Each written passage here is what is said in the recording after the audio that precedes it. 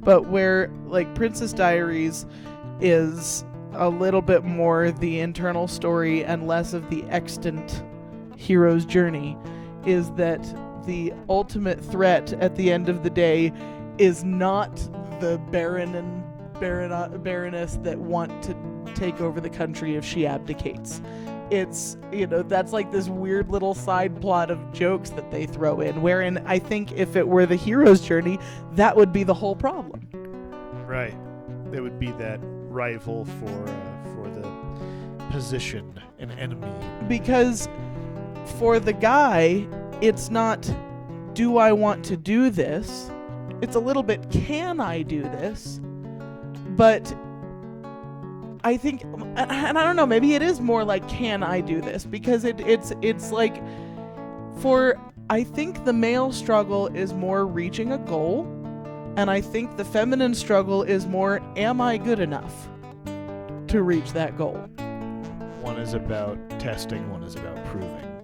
Yeah, and it's not to say that they're different things, really. I mean, and that's see, and that's really one where it's hard to act as if these are two different things, but also where I might actually be able to more heavily prove the point that, frankly, men and women aren't all that different. They just manifest in different ways. So welcome to the Maiden's Method podcast. A friend of ours recently was asking if we could sort of give some ideas of what makes a strong female character. Now, this is something that actually, especially male writers, I would argue, struggle with quite a bit. Some of them doing surprisingly well. Joss Whedon typically does really well at this. Some of them doing not quite so well and just sort of making their strong female character just a physically strong character who happens to be female. And so we're going to talk a little bit about what really is a strong female character. Jennifer, I believe you had a basic definition. Let's start actually with your top 3 strong female characters. Okay. I don't know if this is fair to say top 3. Maybe I should have to think through it a little bit more. But the first True. 2. Maybe by the end your answer will change, yeah, but exactly, top 3 yeah, off the top of your head. Off the top of my head, I would have to say Mary Poppins. Mary Poppins, yeah. Not to quintessentially like, oh, this is the strong female character, but we'll get into that. Anne Shirley from Anne of Green Gables. Anne Shirley. And again, I'll defend her if we need to. And then a little less of a classic character, but one that I think really embodies everything is Mary, Queen of Scots. Not necessarily the actual character, however, the way she's portrayed in Rain. Even the play. The might play, actually be really interesting to look into. I imagine she portrays a very strong female character in that, but I couldn't nitpick it off the top of my head. But however, we are primarily talking about her portrayal in the show Rain. Rain is one of those that Mary, as portrayed in the CW series Rain, is one of those that is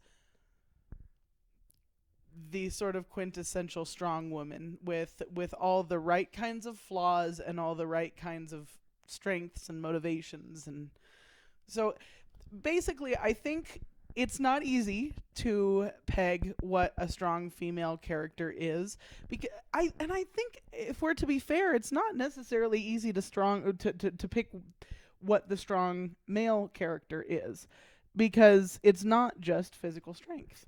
No, it certainly isn't. And Professor Xavier is a very strong character. I would say he'd be a very strong character even if he didn't have telepathy. He'd still be a strong male character, and that's despite being in a wheelchair. Because there are so many forms that strength takes, whether in stories or in real life. And that's precisely it, is we need to be willing to identify what that is. We probably need to have a little bit of conversation about what femininity is and how it portrays itself in either a strong way or a weak way. And frankly, we could have that same discussion about masculinity. But I think that in the most succinct way that I could put it would be to say that a strong female character is hindered by her femininity, her femaleness. but she is not completely withheld by it.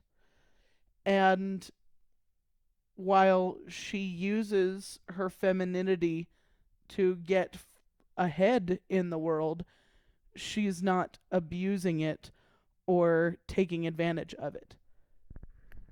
Okay, yeah, I like that. Now, I would like to offer a little bit of a different sort of view on the idea of the strong female character, comparing the three characters that you listed to three male characters who I think in a weird way are their equivalent. And Can I guess which one is going to be one of yours? can you guess which one is the equivalent of Mary Poppins? We'll start there. Oh, see, I don't know if I think one of yours is going to be Marty McFly. That might be. Okay. I'll have to think about it. I have to think about it even harder now. But Mary Poppins, I think her male equivalent is Superman. Interesting. Now, think about this. How does Mary Poppins describe herself? Practically perfect in every way. Yeah, That's Superman. Okay, but it I goes. don't know why I don't like Superman, but you know. I know, but it goes a little deeper because he's gotten than exhaustive. We can keep going. I know. Yeah. I know. that. We haven't seen enough Mary Poppins to get exhausted by her. We've seen more than enough Superman. We're not bored of Mary Poppins yet. Yeah, but there's more to it. Superman is a masculine ideal, and a lot of those masculine ideals come down to the idea of rescuing people and the idea of protecting people from outside threats. That when a predator comes, the man can stand his ground. When a disaster happens, the man is ready to help. And he has everything he could possibly need to fulfill that role. Mary Poppins is the feminine ideal in that way. And that's not to say that she's every woman's ideal, but she's the feminine ideal. She wants to nurture. She wants to protect from the threats in the home. She wants to protect from the threats within your own mind. And she has all the tools she needs to do it. in her little bag. She is a superhuman individual who has chosen to be a nanny. She's got all the power in the world, but she's chosen to be a nanny, just as Clark Kent, Superman, has all the power in the world, chooses to be a journalist. He chases the truth, she gives the truth. That's I would say they are very much counterparts. And again, shaping the world in which you live for the good. So that's really it right there in a lot of ways. There's one example of a strong female character is that shaping the world. It's a person who's shaping the world for good. Okay, now see, and that's probably where it's worth bringing up at this point that, yes, this is not just a podcast about writing and characters. This is a podcast about the Maiden's method. And True. I think that it's worth measuring each of these goals and characters against a completed Philosopher's Stone Maiden, which, yeah, that's the point. Creation. And creation not just for the sake of something new, but creation of a new world and that renewal and that the reformation and the opportunity for life to get better through your influence. That is heroism in a way, to believe that your influence mattered, that it had an influence, that your being there was consequential, and that for your active input on the situation, not just to say, any form of matter or energy is going to interact and manipulate the world around it. And so by being here, you could say that any one of us has this sort of inane ability to be consequential. But if you are actually going to take actions that are deliberate, why not let them be for the good? Unless you have adopted this nihilistic hatred against life, which is a completely different kind of thing. But if you're anywhere motivated toward the good, the question really then is, are you this meat puppet taking up space? Or are you actually influencing the world around you? And the heroistic ideal of masculinity, femininity, whatever it is going to be geared toward a certain greater potential, not only for your influence on the world, but for the world after you once you're not influencing it anymore. Yeah. It's powerful. So, yeah. So I do want to move on to the next one on your list, Okay. though, as another example, Anne Shirley. Okay. Anne Shirley's equivalent. Now, this took me quite a bit of thought to try to exactly, figure out what the male equivalent of Anne Shirley is in terms of a character who's about as well known, for one thing, but also really acts as her counterpart. And what I ultimately came up with is Don Quixote. Oh. Wow. Yeah, no, that's a very interesting thought. So most of you have some idea of the character of Don Quixote, that it's an old man who thinks he's a knight and he tilts at windmills. But I'd urge you to look a little more into it, because Don Quixote is a man living in the world with things like the Spanish Inquisition going on and great evil really ruling over everything, who dares to dream of that it's the days of chivalrous knights who believed in right and wrong and who fought for the sake of heaven, and that everything is this, that it's not that everything in the world is right, but rather that there's something that can stand against all the wrong, and that the wrong is easy to see. It's a very, it's very much a delusion of grandeur that makes the world feel better. And that's very much Anne Shirley too. Absolutely. It's Yeah. it's life not as it is, but as it should be. Yeah, and she's seeing it all the time. She's romanticizing things. What is it that she calls that lake that she and Matthew pass The by? lake of shining waters. Yes, yeah, and It's called Barry's Pond. Barry's Pond. And to Matthew, it's just Barry's Pond. He's passed by it a million times, but she sees it, and she sees it as beautiful. And he kind of does through her eyes. This is the white way of delight. Yeah, and isn't there Yeah. a person who she tells is wonderful who didn't think they were? Oh, I'm sure. In many it's kind of all over the yes, place, but really. Which is exactly what Don Quixote does with Mm. Sancho and yes. with Dulcinea. See, and that's the other side of the very interesting comparison between the two. There is a danger in delusion, and that's something that Men of La Mancha certainly addresses. That I'm only thinking of him. His family sings, that they're debating whether or not they should put him in an insane asylum, which. Yeah, it's not an unreasonable concern. However, they're obviously not concerned for him. They're concerned for their own reputation. And the song makes it very clear. But that's the same sort of thing with Anne, is that while like Marilla or her teachers or someone will have a sort of guardianship over her dreaming, if you only knew all the things I want to say and don't. Oh my. There's something to that, but also this. Don't you ever imagine things different from what they are? No, I don't. Oh, Marilla, how much you miss. Well, so I think, though, that that ultimately, if we have to break it down to a strong trait that those two share, aside from the fact that they are both very flawed characters, and that makes the story more interesting, but the big trait that they share is they have vision. They have an idea of what the world should be. Yes, and they have an ability to make others around them see that too. To help others see their vision. Where the world can be such a bleak and Anne's accomplishment in all of that was probably most strongly in Anne of Avonlea with Catherine Brooke. Her ability, like, if I had to think of an Aldonza comparison, it's Catherine Brooke. Now, they handle it very differently.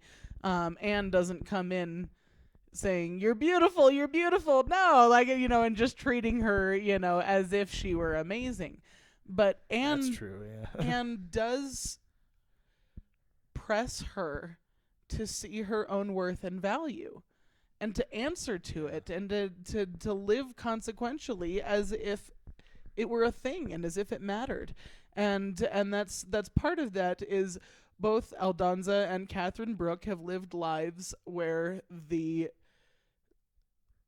beauty escaped them entirely. And you have these two characters that manufacture their own beauty constantly.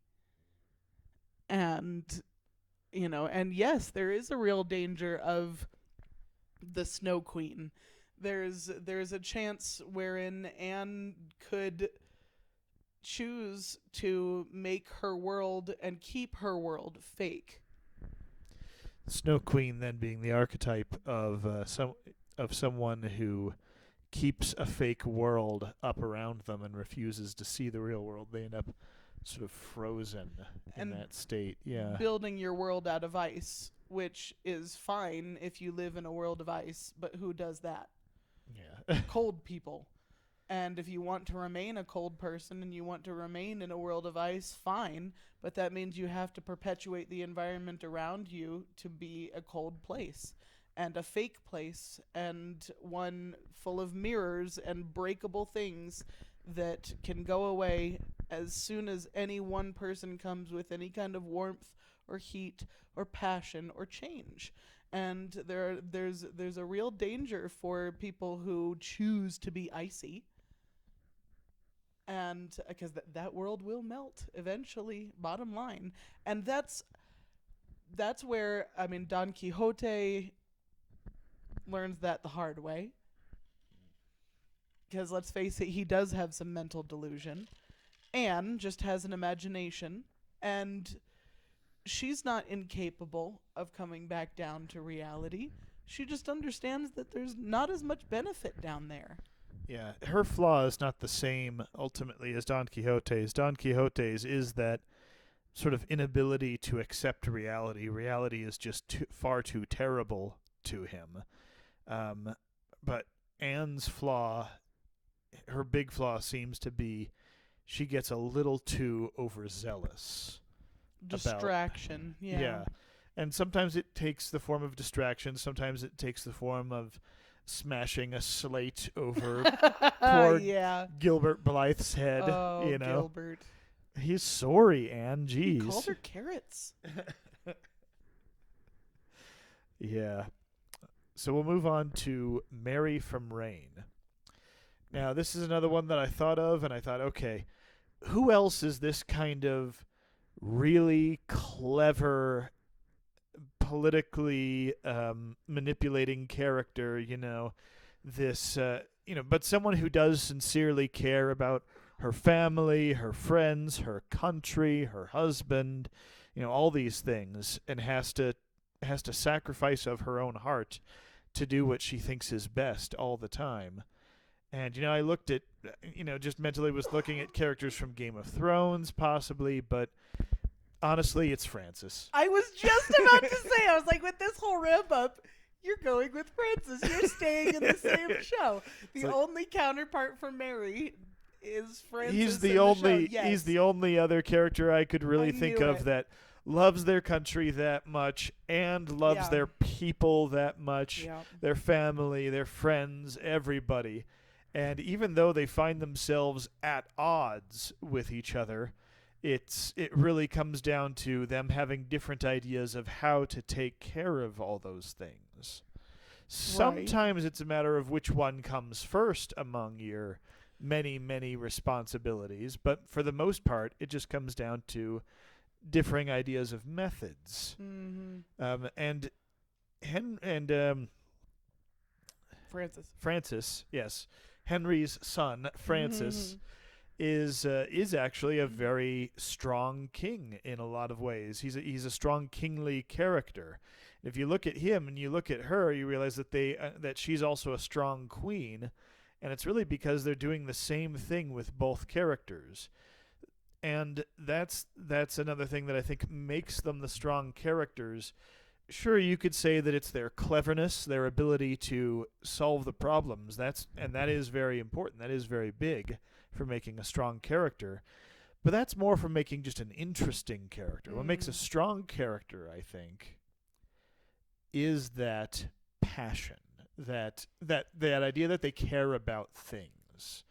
Not things, not like material things, but that they care about what's going on in the world around them, not just how it affects them, but how it affects other people. Yes. There is something noble about, I keep wanting to say longevity, but that's not quite the right word. Uh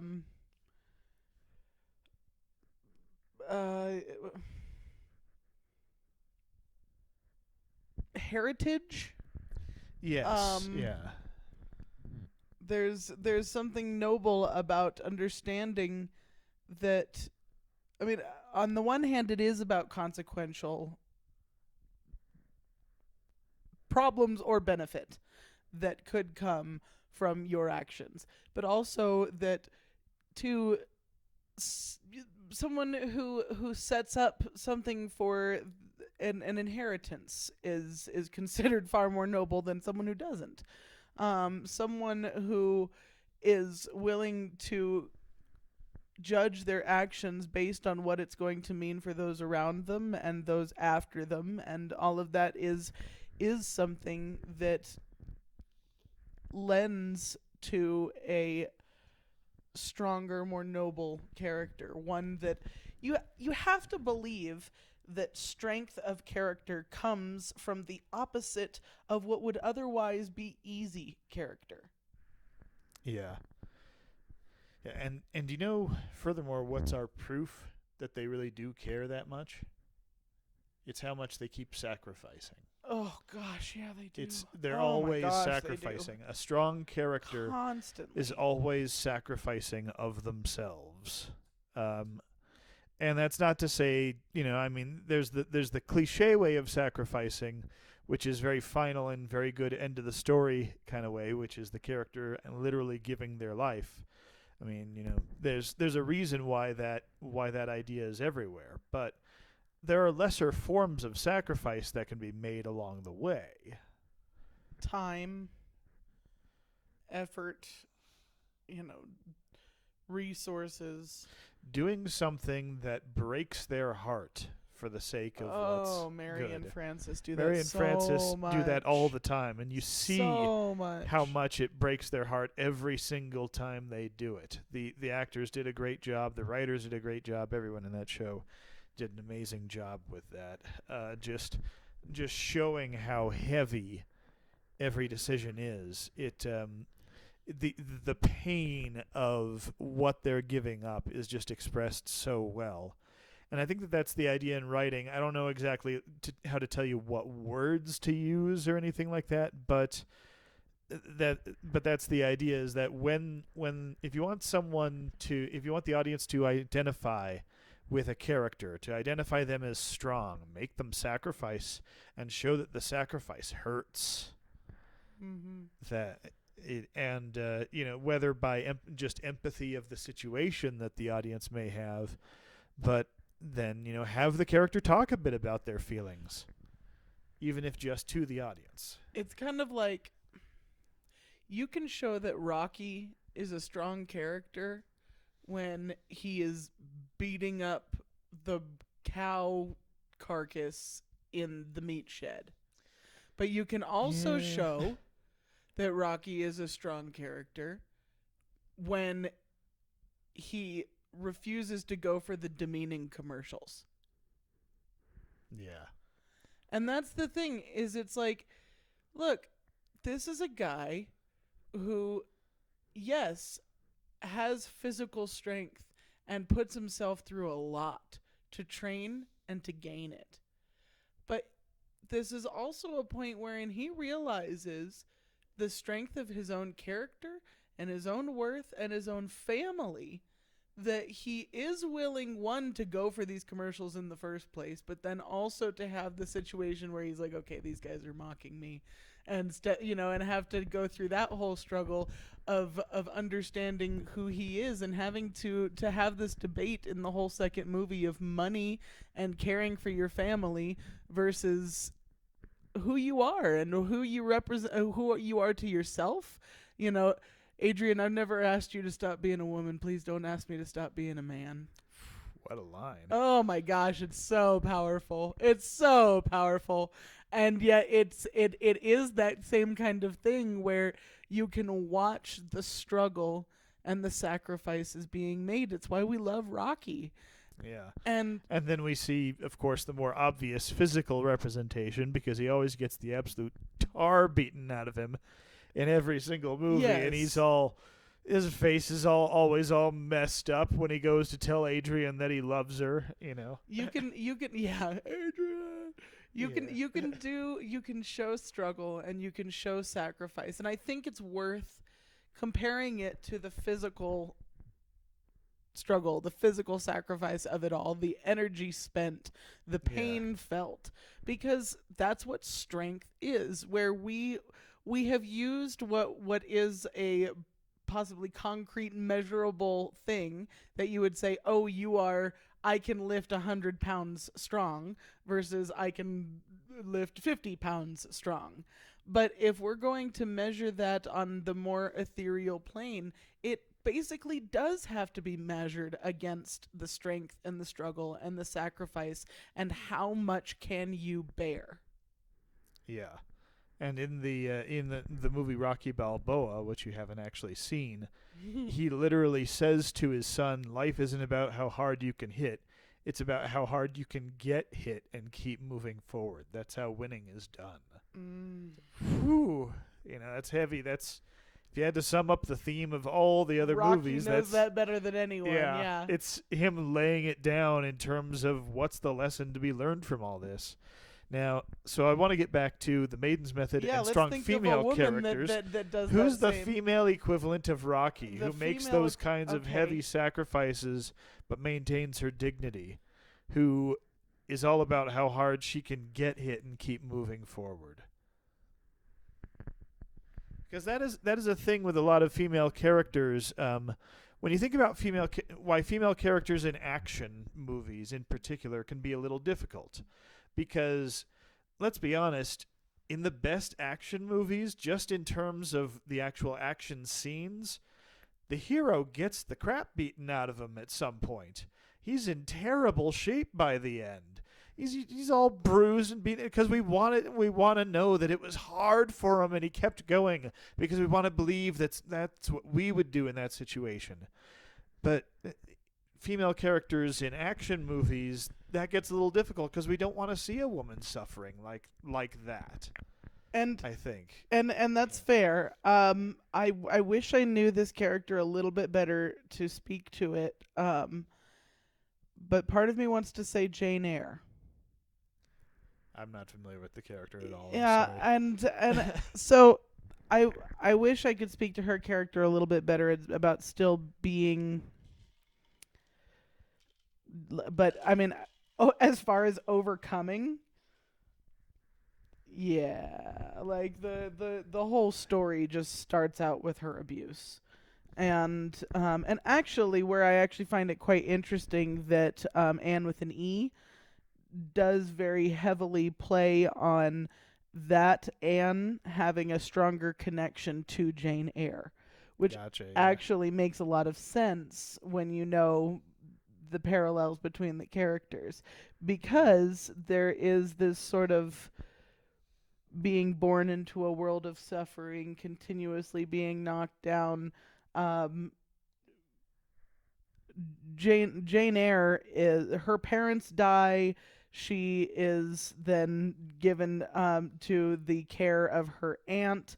Her uncle was basically the only one in the house who was kind to her, and then he dies, and then her aunt is just insanely cruel, and her cousins are cruel, and they put her in the red room, and like that she has this like ghostly vision, like it's where her uncle died, and she ends up fainting. There's this whole big scene at the beginning of the book about just kind of how horrendous this is, and then she ends up getting sent off to a boarding school where her best friend dies, and like she scrapes her way to try and become a teacher.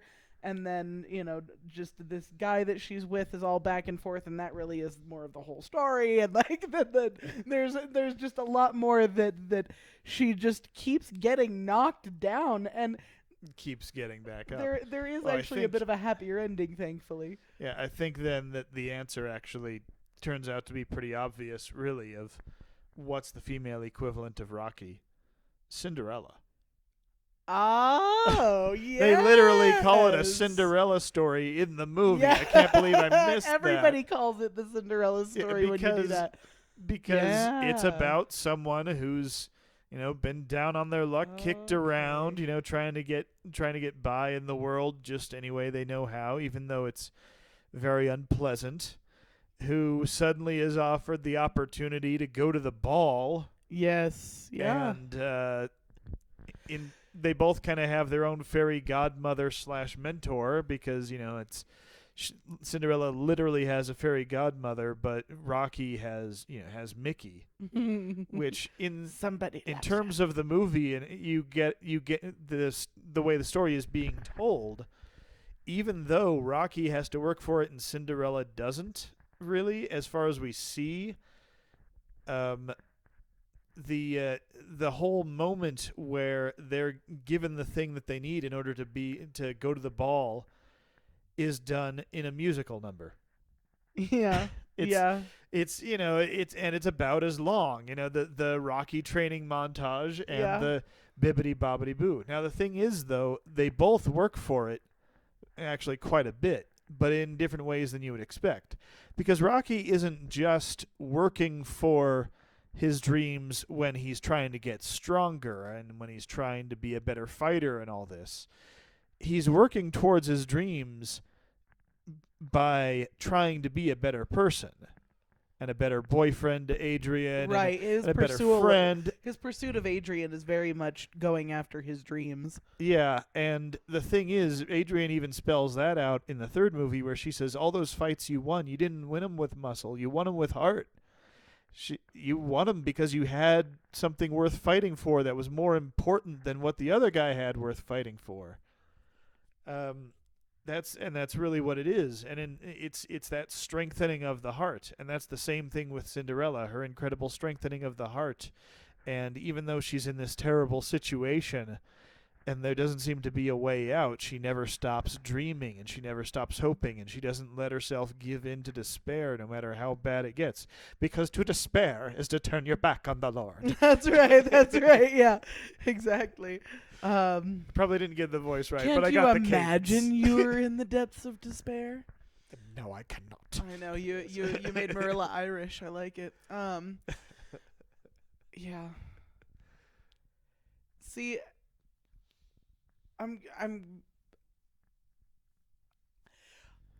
I do like this consideration for the idea of overcoming be a big part of the strong character, because if I think what the benefit of the hero's journey has been is to reveal that fact to many writers, whether they know it or not.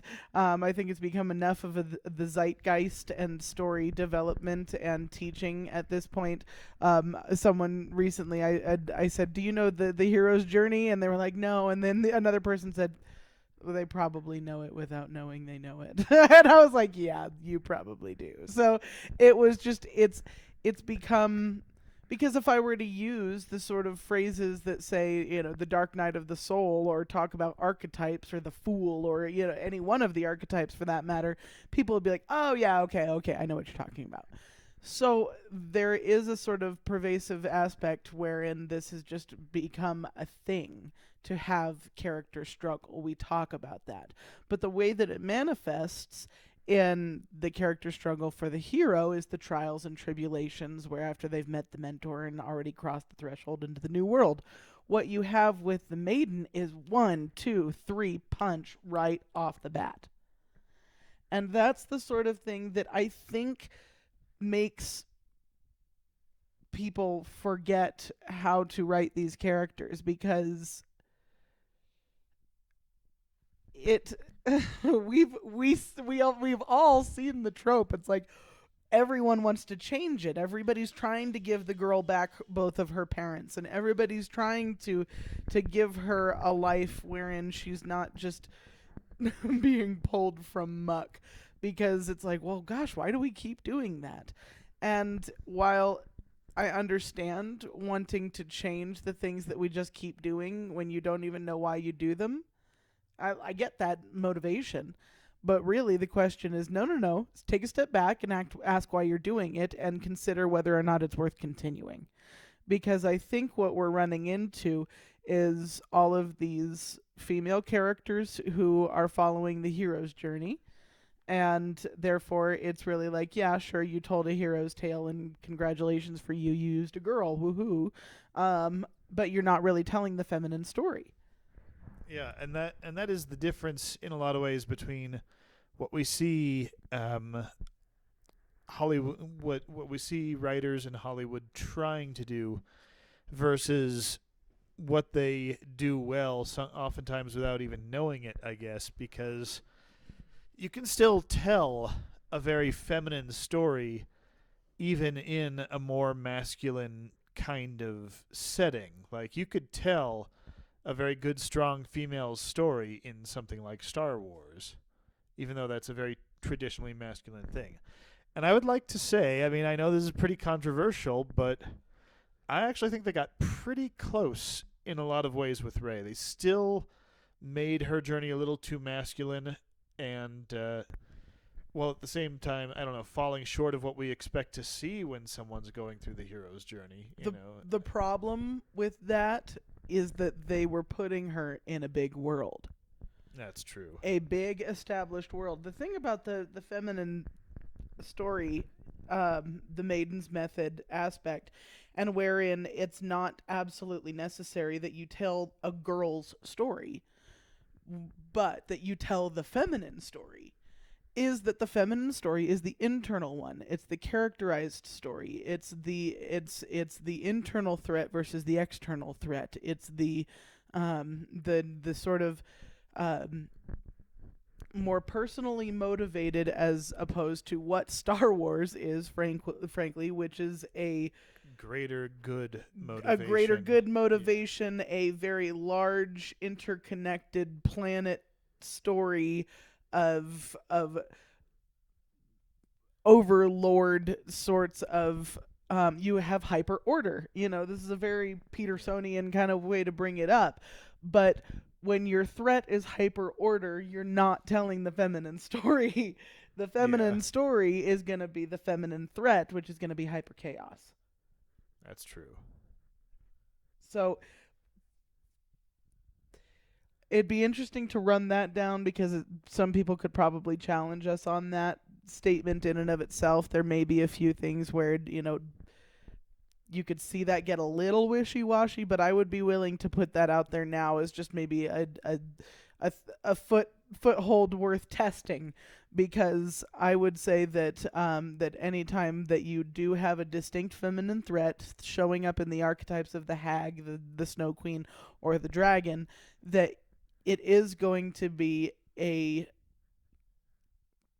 the threat of chaos, where the maiden and her ultimate motivation to create something new and to perpetuate eternal life is going to be one of those where the hyper order threats are those that stunt life but are willing to let it perpetuate, whereas a chaotic figure kind of just wants to cut it off. Life is fine to a hyper order character as long as it's the right life. Now, that's where the newness of the maiden can come in a little bit, but probably where the eternal life thing is less of a, like, okay, if I can put it this way,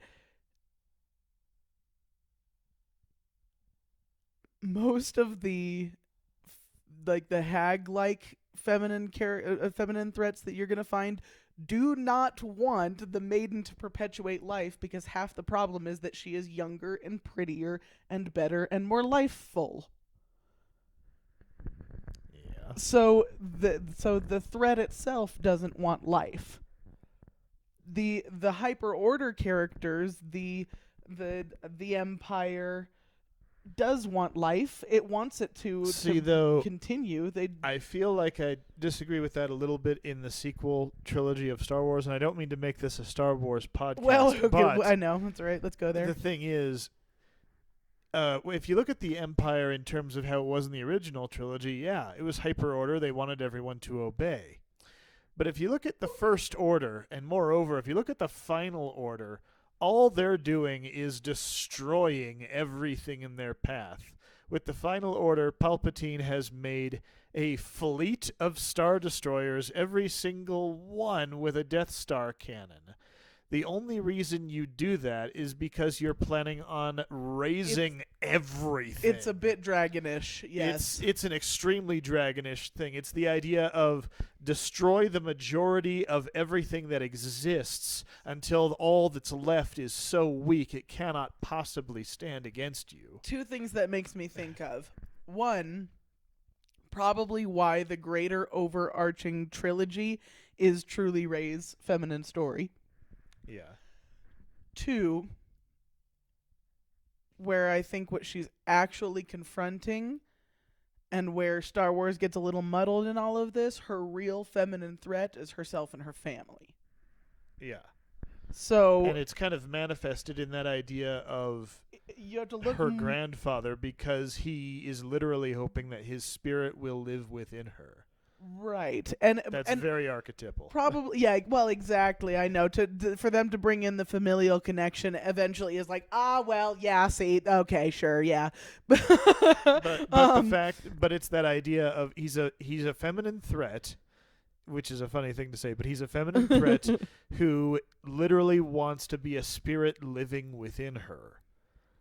He wants her to strike him down in hatred so that he will live within her. This idea of it's the feminine threat that wants you to be evil too, and it's preying on your own wickedness. And the thing is, Palpatine wouldn't be anywhere near as much a threat to her if it weren't for the fact that she already had that feminine threat inside of her that we see manifest briefly in her vision, where she fights herself. See, and I think that goes back a little bit to what I was saying, though, is the idea that if any life is to perpetuate, it's not hers that he wants, it's his.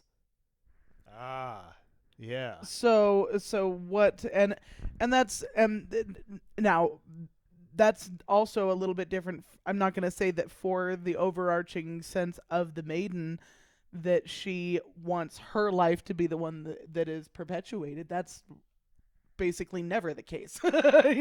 She's trying to create life and keep that eternal. She's the thing whereby life can be perpetuated. So she, it's a very much a birthing creation vessel type feminine metaphor. But I think that where you're going to see that then come into play, where the struggles and the threats and the greater motivation of the Maiden to overcome in her world. And I think this might be probably more where you can draw the line in the sand with the male characters. I don't think male characters, on the whole, have as much of a personal identity struggle as the women do. Yeah, certainly what we would think of as masculine characters don't. They just spend all their time kicking butt. And whether it's kicking butt literally like fighting, or if it's kicking butt in the courtroom, right? Or, yes, as a detective, and you're seeing all the clues and you're getting it done, But the ones that do struggle internally, I can think of some off the top of my head. Sure. That do really struggle with that. Now, one of them is very disturbing if you think about it, but a man who is definitely struggling with himself in fiction is the guy from Psycho. I'm forgetting his name. Norman Bates. Yeah. Norman Bates is someone who is struggling with who he is, definitely. But he's succumbed into some kind of feminine threat I was about to say he which also has a feminine threat. He has and is a feminine threat at the same time, and That's- it's all kinds of that's an creepy interesting because way it's to a think of it. manufactured companion and his mother. He's definitely going through the Maiden's method and becoming a feminine threat. That's very dangerous. Yeah. That's a very bad example. Companion. One that's a little more big tough guy example, ironically, is the Hulk. Actually, Interesting. He's struggling with the fact that he literally has a monster living within him, and that he can't kill it. Per the Avengers canon, where he says he put a bullet in his mouth and the other guy spat it back out. It's like he cannot even escape it in death. He's completely bound to this, and so he has to learn to cope with it. And by the time of Endgame, he's finally gotten there. Somehow he's finally managed to reconcile it, and he's able to be the monster without being the monster inside. And that's a very interesting journey if you're going to talk about it, hero versus maiden kind of thing. I would that would probably be a very fruitful exploration. I think that probably what you're really finding then in the contrast a little bit, if we could set that up, is something that I've alluded to a little bit before, and I hate to nail this down as if it's like part of the canon of Maiden's method, because I'm not sure that's true. But somewhere in Act 3 of the hero's journey, the Maiden's method is just starting, where the hero is hitting Dark Night of the Soul, looking into the abyss, confronting the Father, dying and resurrecting. The Maiden is darkening and manufacturing and confronting her mirror and enlightening and waiting and reddening all at the same time. So the steps are off pace with each other, basically. Oh, absolutely. Absolutely. And I think that's where they kind of coil around to the same places, like DNA or something, but at different points. Yes, and what I think it is it's probably different formulas of the same ingredients being cooked and manufactured in a way that produces something different. Interesting. With a different amount of time, ingredients, and cooking utensils and manner of putting things together, I can make a quiche or I can make an egg sandwich. Interesting. Right? So the idea is that this is kind of the point that I was making if you go and watch my Cinderella videos, that the reason that we love Cinderella and that we keep retelling the story, but that we keep ragging on it every time we do, is because we get that there is sustenance in this. It's like eating a meal and remaking the same meal for your family, and your family's like, yeah, I mean, it's good. Like, I guess you can make the meatloaf again, Mom. Sure, fine. And Mom keeps trying because she knows that if she can just get it, like, the right amount of meat, the right, like, just consistency of the sauce, and just the, temperature, and just get it just right, that the family will love her meatloaf. And I think that there's something... In my house, we just ate what was put in front of us,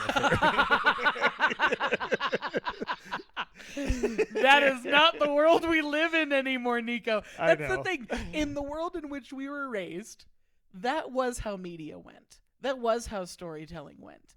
True, yeah. Where we took what was said in front of us. I actually feel really bad for a lot of these, like, okay, Raya and the Last Dragon. Yeah. That movie, I think, is being underspoken of. One, because it's not like controversial and like nobody has anything bad to say about it, and the kind of that no news is good news type thing.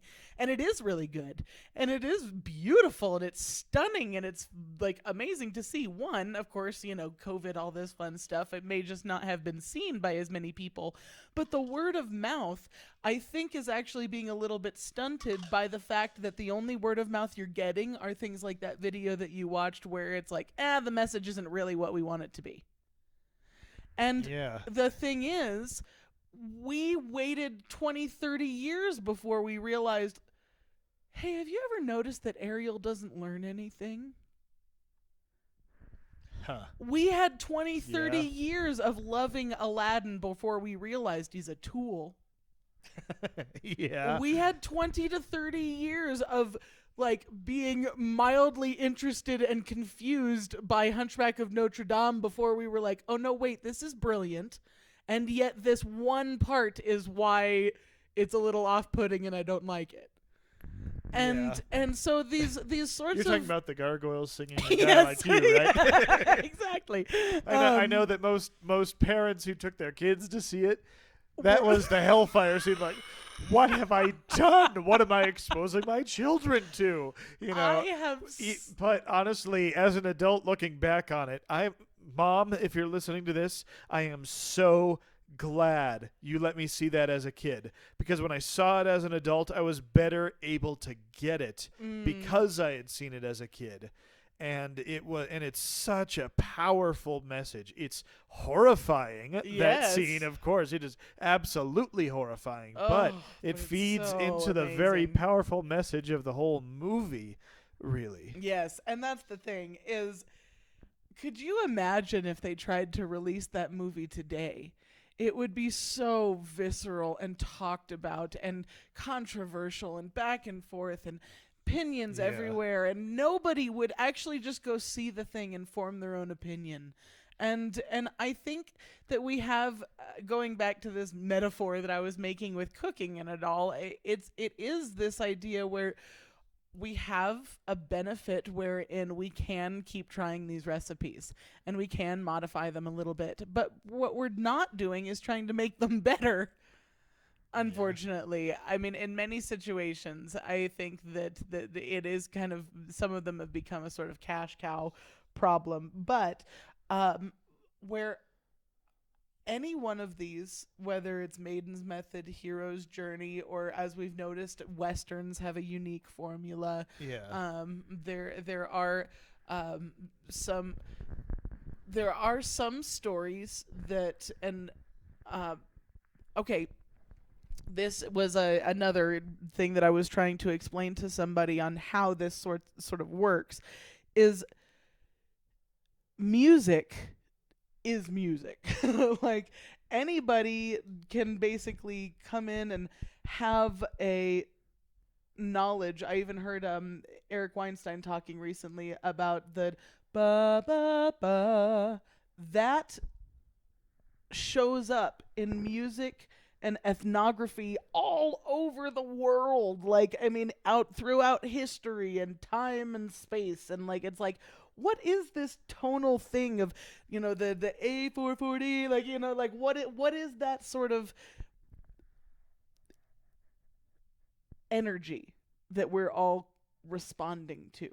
Now, that's one side of it, but what we have done is we have taken that energy and we have manipulated it and pulled it in all of these formulaic directions and done all of these things where I have now learned that there were laws set around how you could or could not write your madrigals. There are like literal laws, like written, like not just like amongst the music nerds, laws written into the government's laws of Wild. how music could be written. And it's absolutely insane. And yet there are these sorts of patterns that we've discovered that says a jig is kind of played this way and a waltz is kind of played this way, and a ballad is done this way, and you have these rules and these things that give us the same sorts of parameters, but all the ingredients, all the intention, all the, and it is a matter of taste, whether it's storytelling or food or music or anything. We are taking objective reality and formulaically broadening it for the wide subjectivity that's out there. And Yeah. I think that what's worth noting is this idea that it's kind of like discovering a person's sweet tooth. In some ways, I feel like that's a little bit what I've found with the Maiden's method is, oh, it's like discovering a genre of music. Like, it's pulled from folk and doo-wop and jazz, but we're gonna call it ska. And not to say that ska is a mix of all of those, but it is one of those where any new, quote unquote new, is going to be made of old. So Yeah. I don't have any sort of hubris or presumption that the Maiden's method is this brand new thing that you've never seen before. It's seen everywhere. It's Yeah. just that I'm writing the recipe down. Yeah. It's a recipe everyone's been using, but we're just finding a way to lock it down so that it's visible, so that it's a little more tangible. And we've got to taste the ingredients and say, why do I like this? Yeah. Why is the salt so strong here? Maybe with a little bit of nutmeg, maybe this will taste a little bit better. Oh, you know what? If you had left that in maybe just like 10 minutes longer in the oven, it'd be a little bit crispier. And I think that is part of what I don't mean that just to be even an arbitrary definition. All of the Maiden's method comes down to alchemy. It is about cooking and timing and pacing and ingredients and quality of the mixture. There is something to be said for what you add in and where and when. And going back to my point before with the hero's journey, it's about what you add and where and when. But for the male character to be brought into a dark night of the soul, to confront a part of himself and to return with something precious, sounds kind of familiar when you know the Yeah. Maiden's method. So it's like you're doing this sort of microcosmic expansion of the same chunk of realization that a character goes through, wherein they're willing to, that interquilinius invenitur, when they're willing to go into the filth, in filth that shall be found, that the treasure is buried. So yeah, he has to go and confront his father. The Hulk has to confront the fact that there is a part of himself, and I'd be curious to know whether that is more hero's journey or more Maiden's method, because it's hard to say wherein that's happening. I don't know the character well enough to make that sort of comparison right now off the top of my head, but that I don't. It's maybe not fair to say that the male character never does an identity confrontation, but it's not his main story.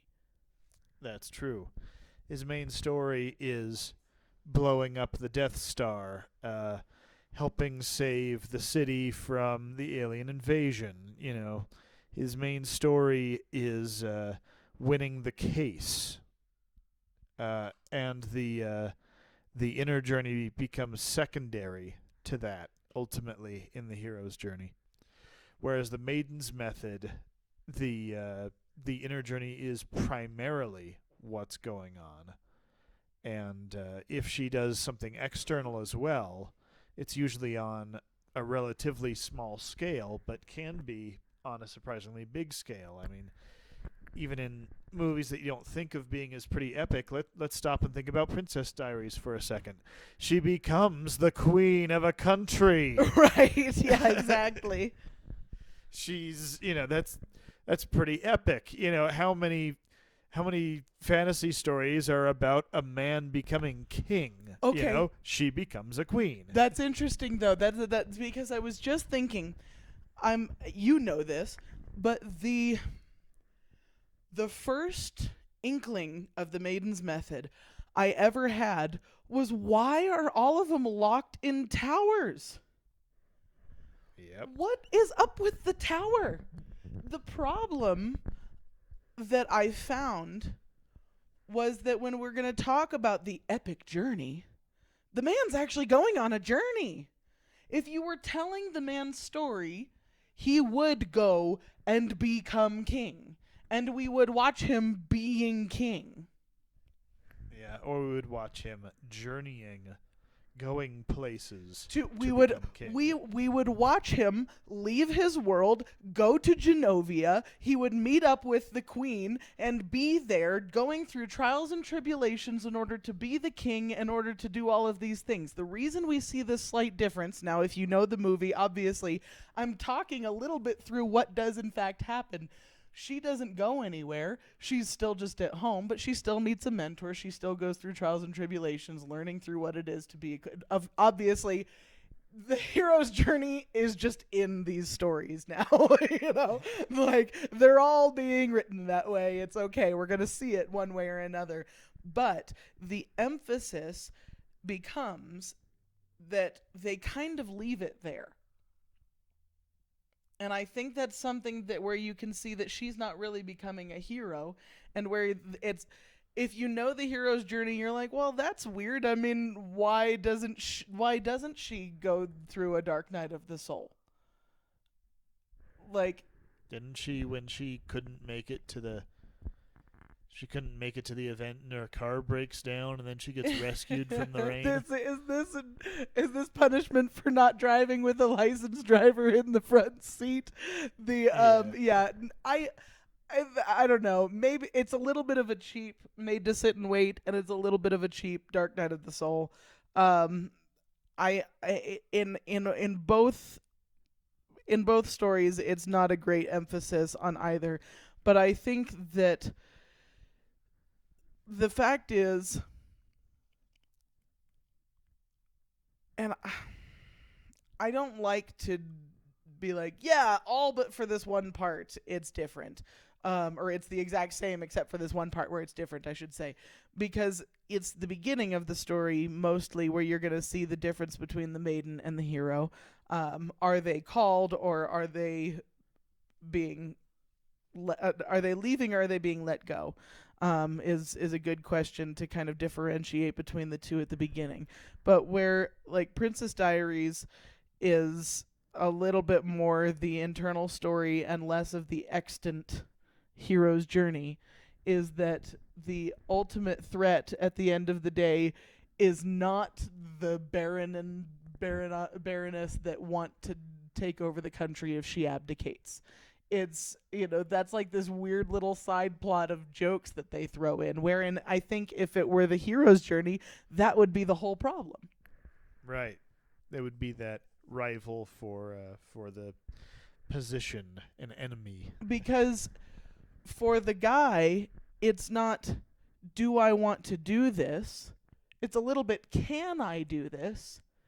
But I think, and I don't know, maybe it is more like, can I do this? Because it's like, I think the male struggle is more reaching a goal, and I think the feminine struggle is more, am I good enough to reach that goal?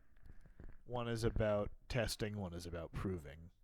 Yeah, and that's not to say that they're different things, really. I mean, and that's see, and that's really one where it's hard to act as if these are two different things, but also where I might actually be able to more heavily prove the point that, frankly, men and women aren't all that different. They just manifest in different ways. And we can pinpoint, and we can be a little bit more precise to say that, yes, there is a difference between testing and proving. Yeah. Well, I was thinking before about things like when you said men and women manifest in different ways, I was thinking about flaws, character flaws that we tend to be a little more forgiving about in men than we do in women, and realizing that they kind of had counterparts. If we look at a masculine character and we look at what are the typical flaws that we're okay with a masculine character having, usually it's going to be things like some kind of anger problem, very common, some kind of addiction, or an ego. Those are the three big ones. But if you think about it, that's also true of female characters. I mean, there's a fair number of female characters I could think of, mostly from romantic comedies, who do have an anger problem, or who do have an addiction, or have vanity. That's the thing. It's not usually quite the same as an ego, although it can be, especially in some of the later 90s romantic comedies. It starts getting into that territory a little more, but it can be, it's more often vanity is the feminine counterpart to arrogance.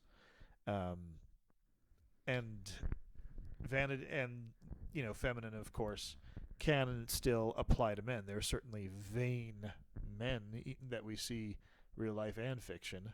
But yeah, so let's finish out next 25 minutes or so here, and let's finish it out by talking about weak characters, so that we might actually be able to draw a some conclusion.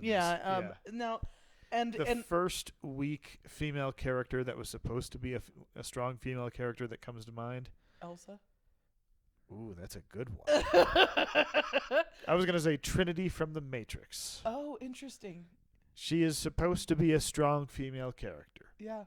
I really don't think she is. There's okay. so little that we can say about her other than she is apparently in love with Neo, which their chemistry is apparently the worst thing I've seen. Because the movie tells us they're in love. Yeah, and they showed us a scene where they were naked together, so that's supposed to prove everything, That equals love, right? That when a man and woman love each other very much. Yes, and then they sleep afterwards in the same spot. He doesn't get up and leave. She doesn't get up and leave. So it's like, it's love. This is movie code for these people are in love. They're staying in bed together afterward. Oh yeah. Gosh. Sorry, that's kind of mean, but sadly accurate. But yeah, we really don't get much other than she's apparently this amazing martial artist and otherwise warrior, and she's in love with Neo.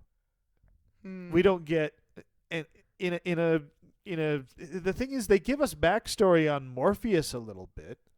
We get a little more in some of the later movies, sure, but we don't get anything on her. See, I would say the exact same criticism, and I will say it very intentionally this way, about that chick from Rogue One.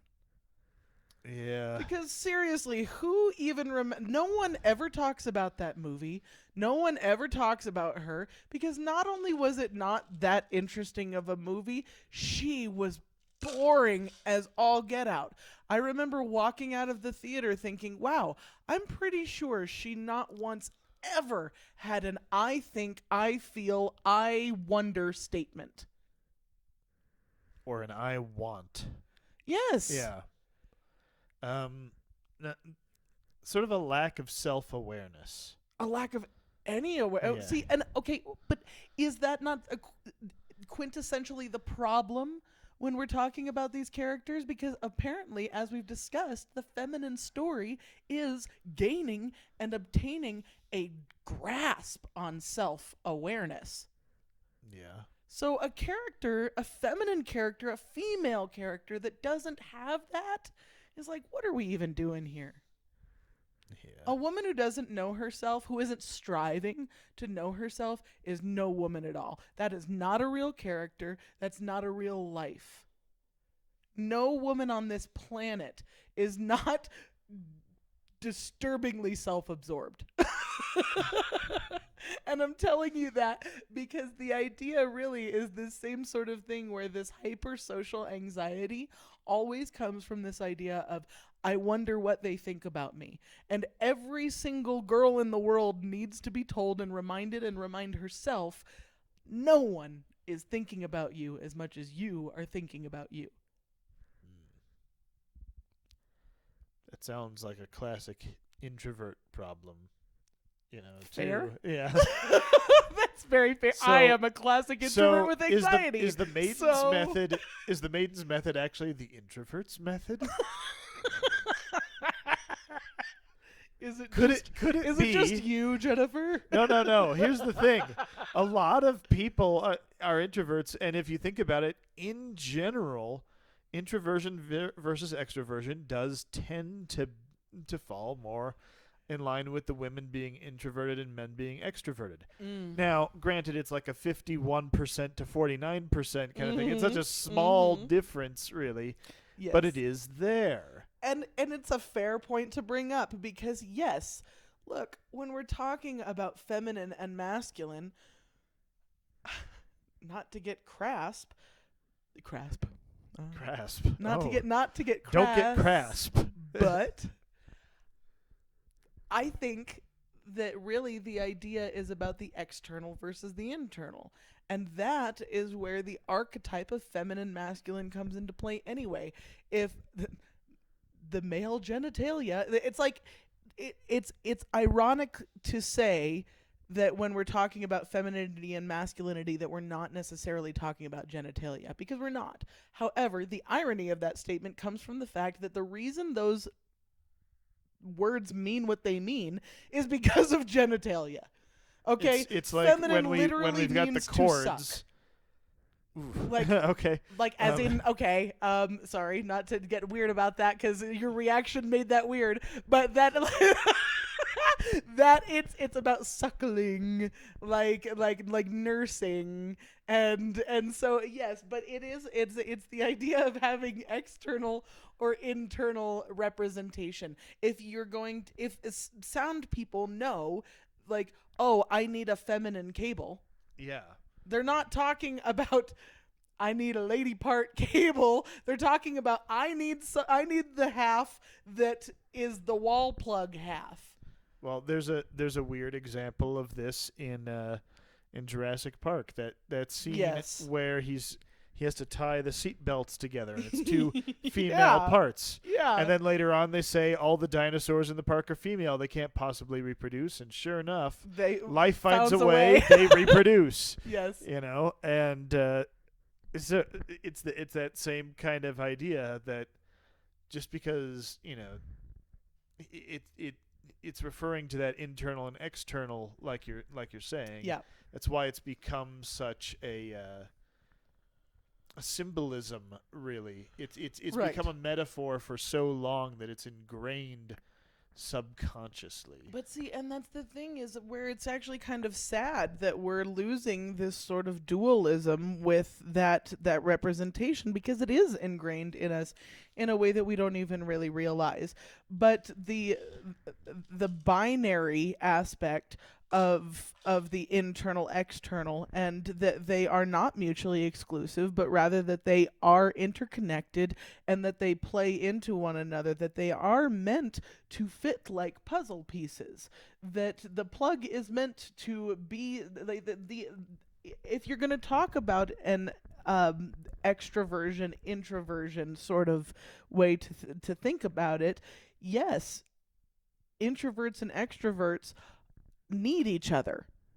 And the reason that I think where we even have this term now, ambivert, which is one of those, I think, really silly ways where people are like, well, I'm neither.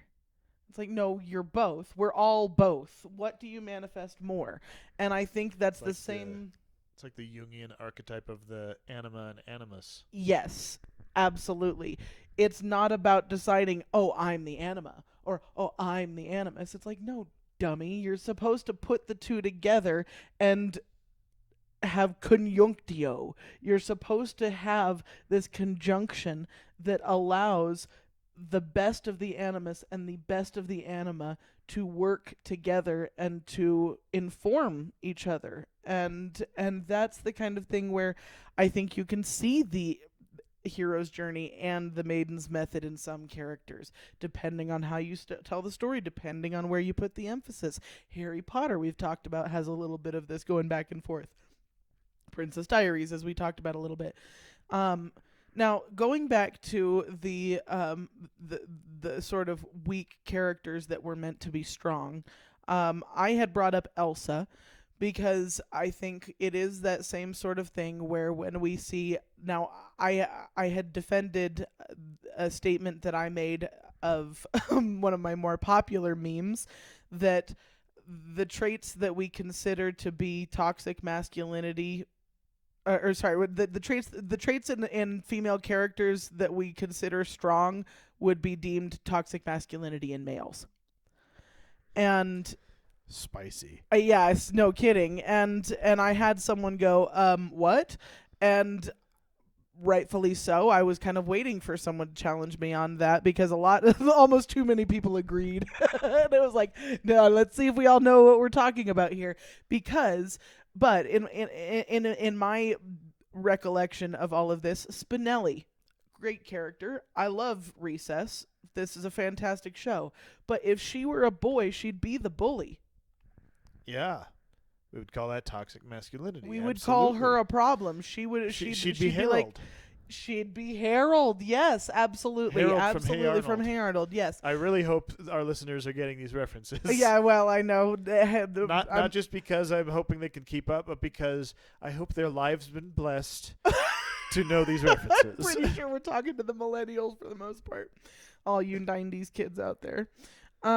So, but also to go back to Elsa, where any 21-year-old male who had powers his whole life was tucked away in a closet and came out for one day to lose his everything and run away to the hills to say, this is my world now, consciously or unconsciously freezing everything around him, and only then to have the one person that comes back and says, no, please let me help you, and then strikes them again, even worse, and still doesn't do a thing about it. Everybody else is meant to solve all of these problems. One, how in the world that is ever perceived as the hero, male or female, still is beyond me. I don't get it. That is absolutely the villain of the story. And part two of that is that if that were a man, that movie would have been like, oh my gosh, he's weak and lame and stupid and totally toxic, and the world is meant to acquiesce to him, and you know, and his everybody who tries to help him, he's just bitter and shameful and prideful and doesn't want to change a thing, and he's just sitting there hunky-dory in his castle thinking about how everything's good for him now. Yeah. That's not a good character. We inversely though, who is Anna? Yeah. It's like, okay, yeah. She has the dumb moment where she falls in love with a guy she just met. Okay. But that's about the extent of any wrong Her she flaws. does through the entire movie. She fights through frozen, frosty hell to get to her sister and keeps doing it, despite what her sister is putting her through. And her sister is the villain. Anna is the hero of that story. And that's what makes that is the part of that movie that I do actually think is good. Maybe. It has all kinds of flaws, but that's the thing that makes the story powerful, is if you look at it as Anna's story, not Elsa's. Yes. That should really be my next video is my super grabby is Let It Go, Disney's best villain song. Yes, I would say yes, it is Disney's best. Well, I don't know. Hellfire is still pretty awesome. Yeah, that would be the really funny conclusion to come to at the end of the whole video. Like, just basically like spelling out that she's the villain and then being like, but no, it's not the best villain. Hellfire is. The answer's no. That's very funny. Well, and so yeah, the and to contrast the strong and the weak character in that film is the persistence, the overcoming, the struggle, the unwillingness to be knocked down and trapped and unloved and shoved away that is all everything Anna is, and yet 100% the being tucked away, wanting to be unloved, absolutely unwilling to change. I am stuck here in my own frozen castle, Snow Queen of Elsa, that is the villain weak of the story. How in the world more people don't pick up on that drives me insane. Well, but I would say that we were talking before about characters and their counterparts. You know who I think the male counterpart of crap. I probably gave it away. Well, the counterpart of Elsa is Darth Vader. Darth Vader. Oh, okay, interesting. Okay, you We have still like him. the reason why we like Darth Vader ultimately as a character. Aside from, of course, he is a very villain with a great deal of gravitas, and everything is amazing about just every moment he's on screen. But it is that redemption that comes at the end. Now, he has to die for his redemption. She has to die to self, but in some ways should have been the doesn't frozen really. one. She should have been the one who frozen one. froze. Why Yeah. in the world Anna is the one portrayed as a frozen heart? Beware the frozen heart. That's the problem. It's not beware the one who freezes the heart. The whole story, I swear, in my opinion, like, I just view Frozen as being this thing that was stuck up on the wall with a huge story that they worked on for like 2 years, and then they realized they had a flaw, and then they had to change this and this and this and this and this and this and this, and all of a sudden they ended up with this movie that was good enough by the deadline. Yeah. Now, I know I that think- sounds really unfair for a movie that did as well as it did. And I know why people liked the things they like. I loved those songs. Don't get me Yeah. wrong. But I think that when it comes down to the story and the ultimate flaws that you can see in the depth of where, one, the music establishes a theme the story does not carry through. And that's the frozen heart. The music establishes this whole thing where they set up the plot in that first born of cold and winter air and mountain rain combining. That's that whole chant that they have is beware the frozen heart. Yeah. And then they go and they freeze the hero's heart, and the villain doesn't learn a thing, and it's just nonsense. It's just the hero sacrificing for the villain over and over again until they don't need to anymore. Yeah. Yeah. And the villain should have learned, and that would make it a little more like what we do see, small as it is, with a character like Darth Vader inversely. Yeah, I would say that Frozen in a lot of ways was a missed opportunity, because they could have had it be that it was Elsa's heart that was frozen and Anna is the one who thaws it with an act of love of some kind. Right. And to just have Elsa break down, cry, say, "I'm so sorry," and just warm up.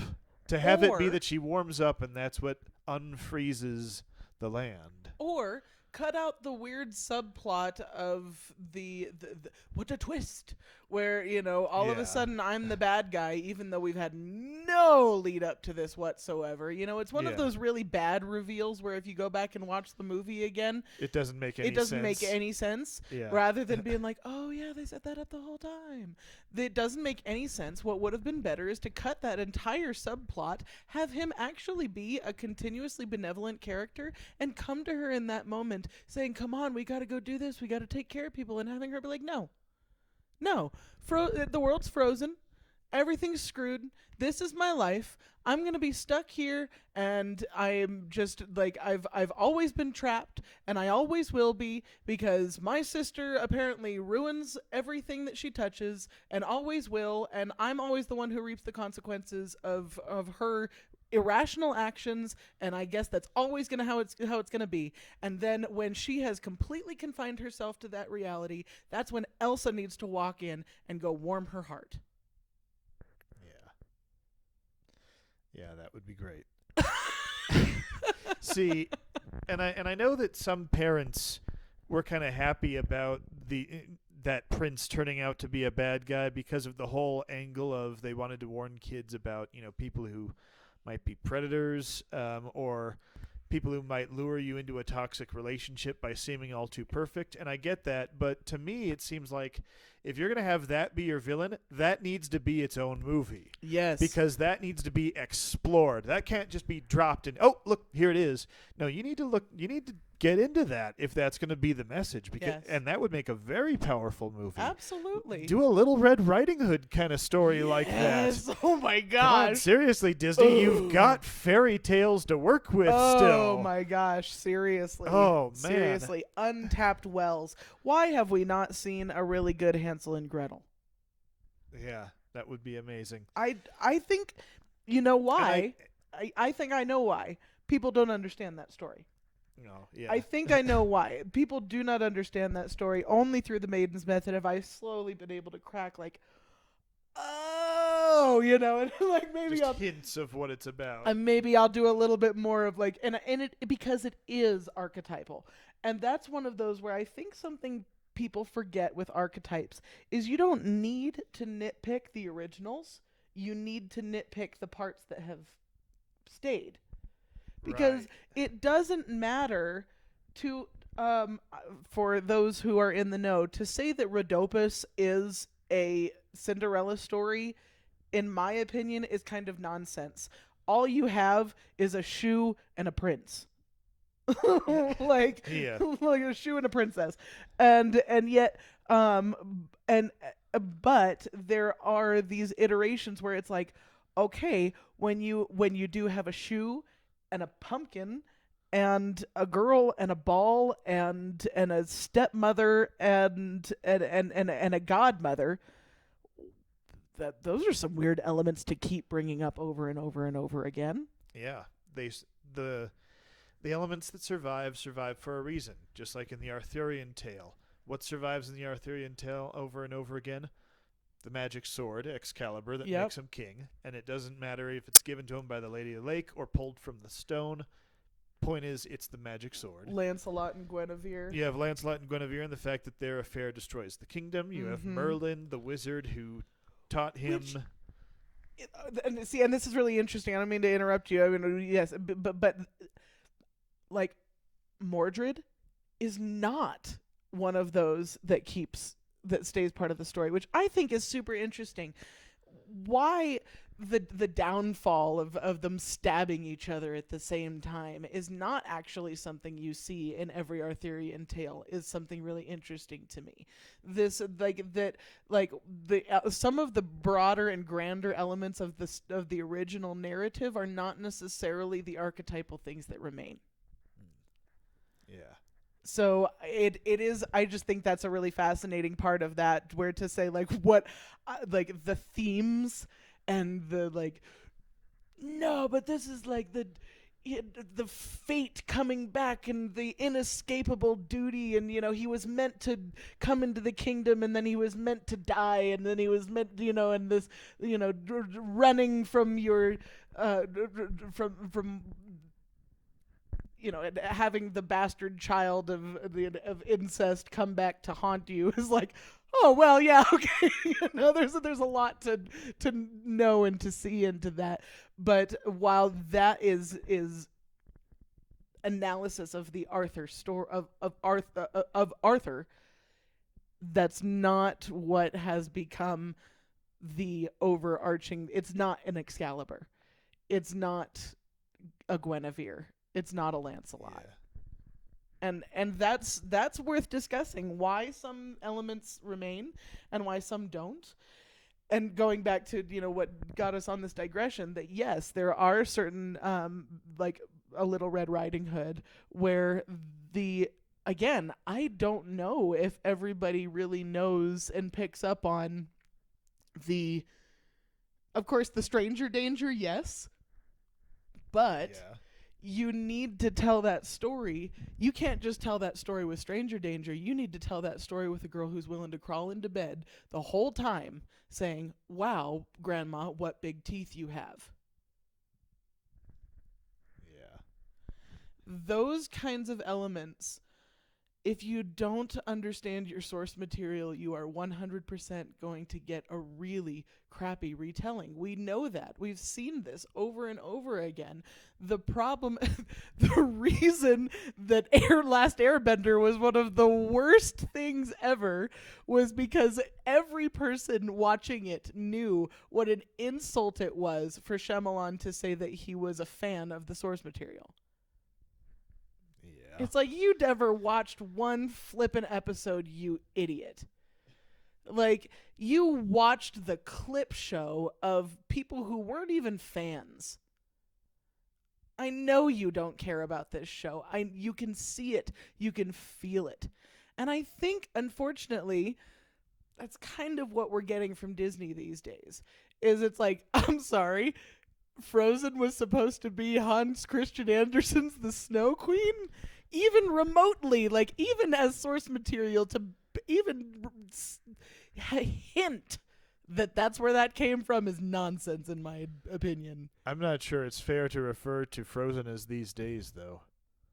Oh, you don't It's think been a while. so? It's what, 10 years ago Frozen came out? Gosh, has it been 10 years? No, because these days what's coming out is Raya the Last Dragon. Okay, fair.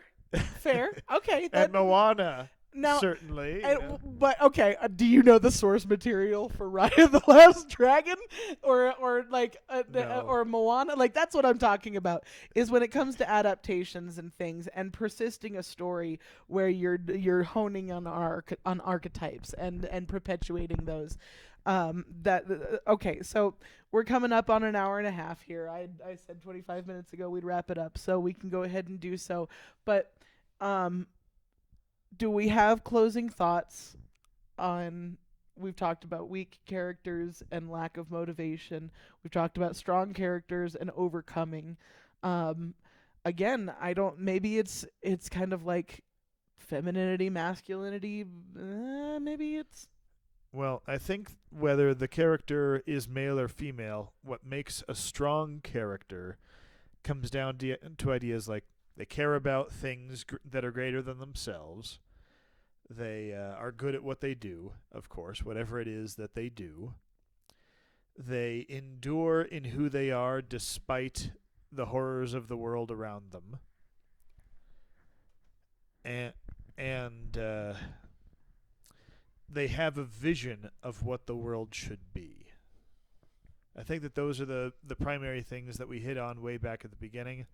And I think if I sum them up, it kind of comes down to that. I think that those are important to remember. That's a ultimately. very good summation. We got off on quite a few tangents, but hopefully you Hey, had that's fun what going podcasts on this are little for. this little ride with us. We had fun. Yes, indeed. Well, and of course, we're going to have many more conversations like this. Like we mentioned at the beginning, this was all basically fan suggestion of, hey, Yeah. what do you think makes a strong female character? So if you guys have other ideas of what you'd like us to talk about when it comes to Maiden's method, or maybe even to expand on any of the ideas that we touched on here, and, well, we don't have time for that right now. So in all of our ranting, if there's anything worth commenting or questioning, do it. Yeah. All right. Thanks for tuning in, everybody. Thanks. See you again next time See you then. for the Maiden's Method Podcast.